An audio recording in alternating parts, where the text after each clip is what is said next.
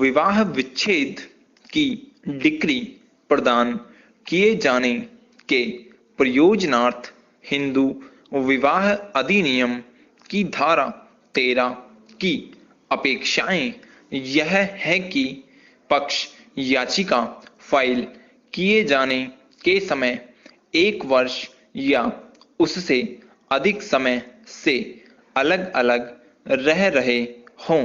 इसके अतिरिक्त उनके मध्य पारस्परिक सहमति हो गई हो कि विवाह को विघटित कर दिया जाना चाहिए। विराम। उपधारा 1 में निर्दिष्ट अर्जी के पेश किए जाने की तारीख से 6 माह के पश्चात और उस तारीख से 18 माह के पूर्व दोनों पक्षकारों द्वारा किए गए प्रस्ताव पर यदि इस बीच अर्जी वापस न ली गई हो तो न्यायालय पक्षकारों को सुनने के पश्चात और ऐसी जांच के पश्चात जो वह उचित समझे अपना समाधान कर लेने पर कि विवाह अनुष्ठापित हुआ है और अर्जी में किए गए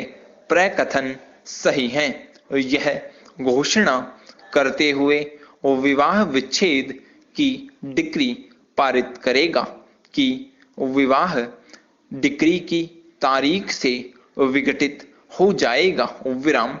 उक्त संगठकों का अनुसरण और अनुपालन हैदराबाद के कुटुंब न्यायालय के विद्वान न्यायाधीश द्वारा पारित तारीख 5 जनवरी 2009 को पारित आदेश और उसके परिणाम स्वरूप तैयार की गई डिक्री में किया जाना दर्शित नहीं किया गया है। विराम।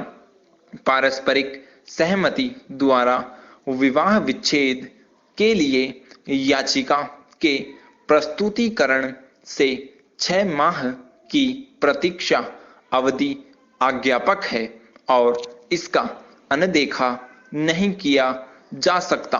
विराम। पारस्परिक सहमति के आधार पर विवाह विच्छेद की डिक्री प्रदान किए जाने के प्रयोजनार्थ याचिका के प्रस्तुतिकरण की तारीख से 6 माह की प्रतीक्षा अवधि आज्ञापक है और इसका अद्यतन नहीं किया जा सकता। विराम। हिंदू विवाह अधिनियम की धारा 13 में प्रथम कार्यवाही की तारीख से 6 माह की अवधि की क्रोध शांति अवधि के लिए उपबंधित किया गया है और जिससे कि दोनों पक्ष इस अवधि के दौरान अपना इरादा बदल दे। विराम।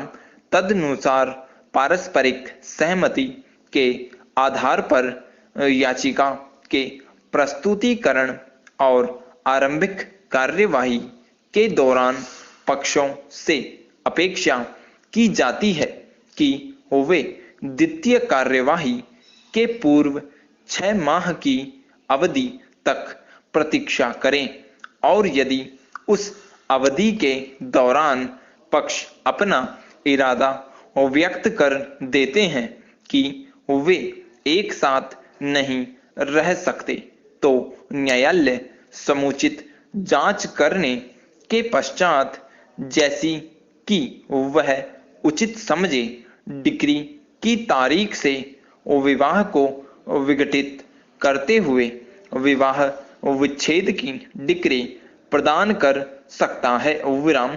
यह निसंदेह रूप से सत्य है कि विधानमंडल ने अपनी बुद्धिमत्ता का प्रयोग करते हुए पारस्परिक सहमति के आधार पर याचिका फाइल किए जाने की तारीख से उस समय तक जब विवाह विच्छेद की डिक्री वास्तव में प्रदान की जाती है के मध्य 6 माह की अवधि का क्रोध शांति अवधि इस आशय के साथ अनुध्यात की है कि विवाह की संस्था को बचाया जा सके विराम।